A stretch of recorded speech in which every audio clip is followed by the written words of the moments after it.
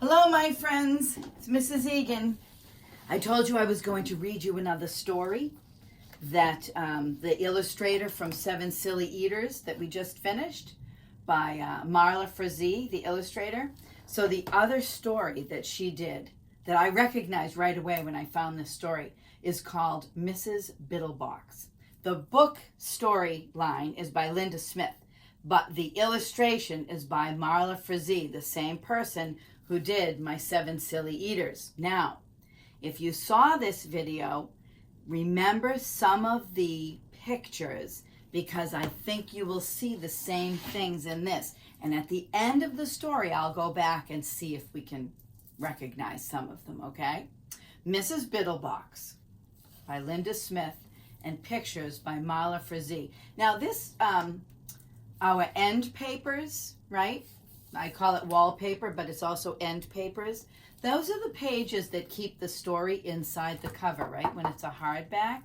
Sometimes a softback will even do, on the inside, they'll do a wallpaper if it's important to the story. It's always important to the story. Mrs. Egan always tells you there are no accidents when it comes to making a book.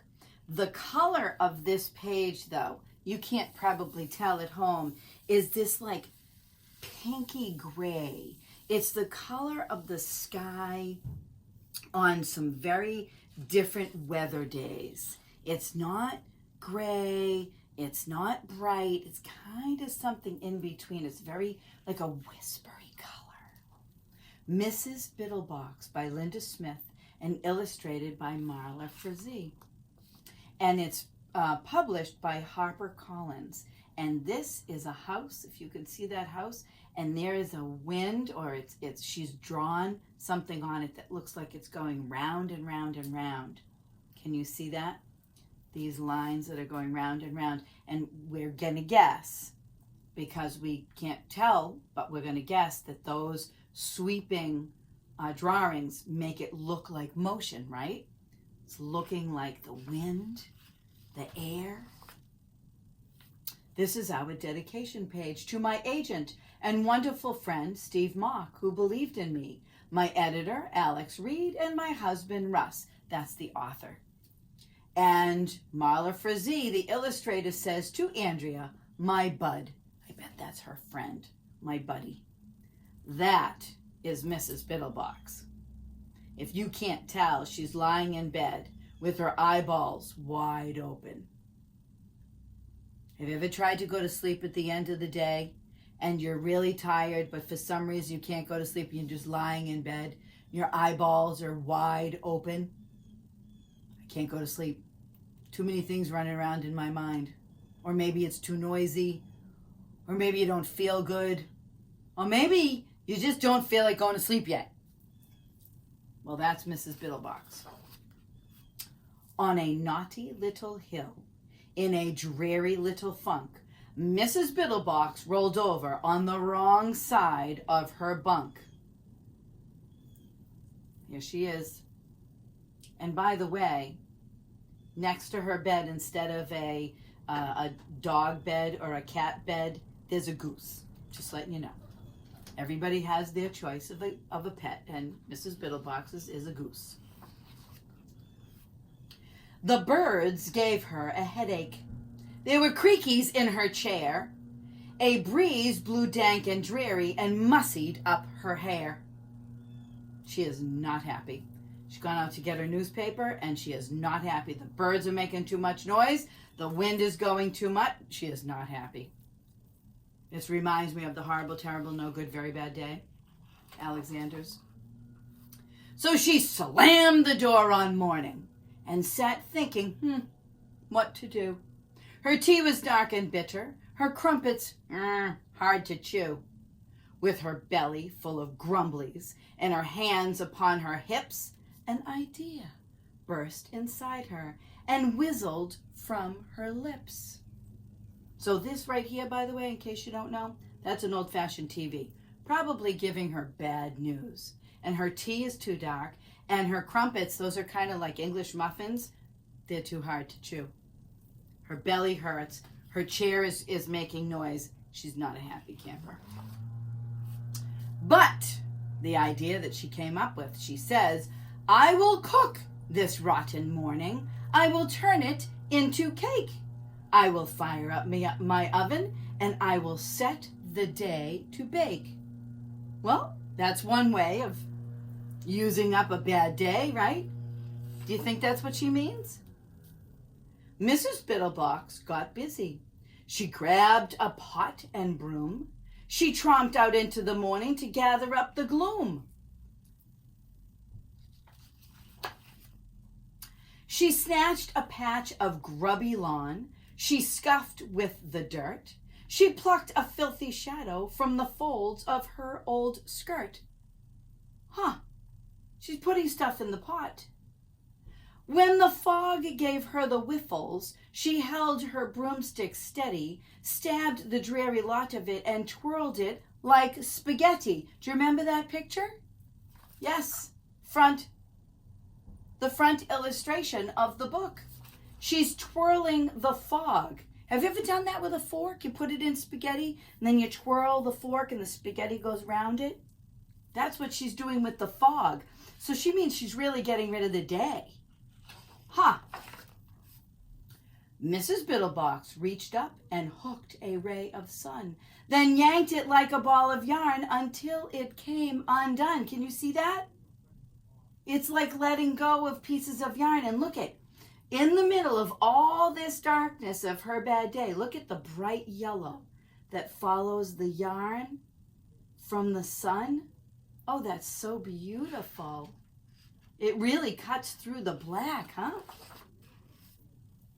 She rolled the sky like carpeting. The birdies flew away. She's like actually rolling up the day. See her pot? She's got all kinds of stuff in it. And see the yellow? It's the only yellow on the page, right? Those are the yarns of sunshine.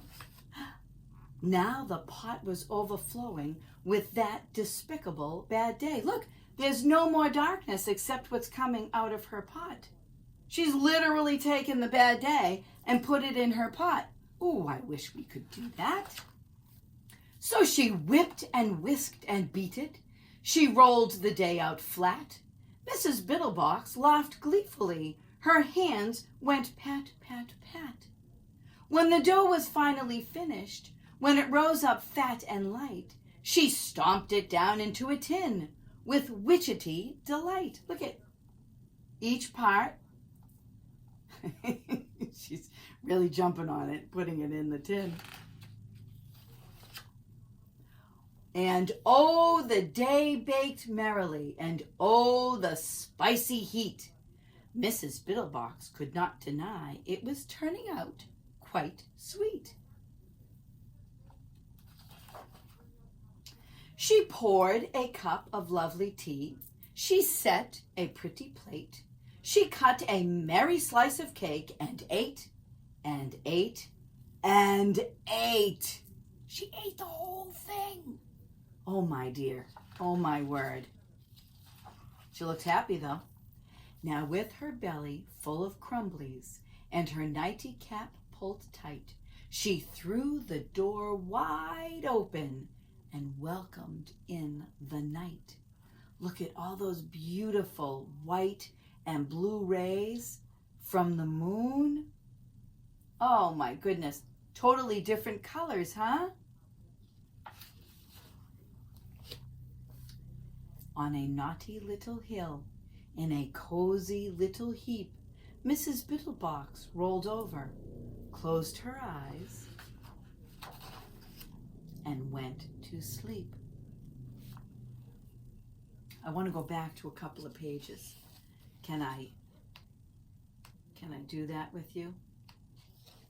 So, do you remember in Seven Silly Eaters? Let's see if I can find it. Where the children, Mrs. Peters is talking with all the children. She's here. I'll show you. When she got her cake, right? Can you see all that? All the children are doing their different things to make the cake. And Mrs. Biddlebox is doing different things to make her cake. And then back here, Hold on, let's see if I can find this other one. They're all in a circle. See this one here? Mrs. Peters is talking to each one of the children. The trouble was they wanted more. And remember this one here? She's going all in her circle. So our illustrator, Marla Frazee, used very similar designs in both of those books. I recommend getting these books. I think it's fun to do the comparison of them, okay? But this Mrs. Biddlebox, boy, I wish we could do that with a bad day. Roll it up and pluck it and twirl it and put it in a pot and cook it and then be able to eat it and then start another day fresh, right? Sometimes we need to do that. I think in Seven Silly Eaters, Mrs. Peters needed to do that. That day she got really upset and she yelled like sometimes grown-ups do. So go and have a good day. And if the day's not turning quite the way you want it to, maybe go and do some baking or some cooking or some stirring. Or maybe just go dance in a circle like our cooks did until it feels better. Okay? All right. See you next time. Goodbye.